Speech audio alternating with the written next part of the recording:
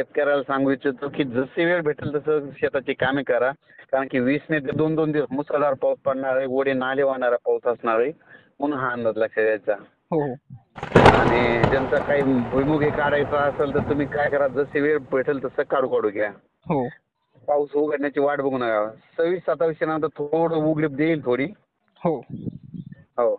साहेब कोणत्या कोणत्या भागात राहील एकंदरीत थोडक्यात सगळ्यात जास्त मुंबई, पुणे, नाशिक, हो नगर जिल्हा, संगमनेर, जुन्नर या भागात जरा जास्त पडणार आहे. हो साहेब ज्यांचे शेतीची मशागत बाकी आहे त्यांना खूप मोठा प्रश्न पडला आता पाऊस कधी उघडेल बोलून. हो. तर नेमकं काही उघडावा वगैरे भेटेल का नाही 2-3 दिवस 25 नंतर थोडी. कमी होऊन जाईल साहेब थोडं वातावरण. हो. तेच म्हणलं. सर मग साहेब पेरणीसाठी योग्य पाऊस जून महिन्यात आता तुम्हाला जसं मी काय म्हणलो होतो प्रत्येक गावात 4 रोज पाऊस येऊन जाईल सर. झाला आहे. हा आणखी 2-3 वेळेस येऊन जाईल.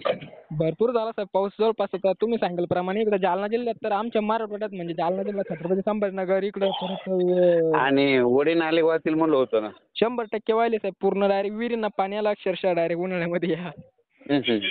तुम्ही जो अंदाज दिला होता आपल्याला फेब्रुवारीमध्ये तो पूर्ण 100% ठरला. आणि शेतकऱ्याला काय सांगा, हो बोला ना. विजा प्रमाण जास्त आहे. विजा करताना झाडाखाली थांबू नका. हो तेच मी तुम्हाला बोलणारच साहेब कारण की बऱ्याच जीवितहानी केलेल्या आहे आमच्या इकडे भरपूर. काल पण भोकरदन करत 2 गावले हो ना तुम्ही बघितलंय न्यूज ती.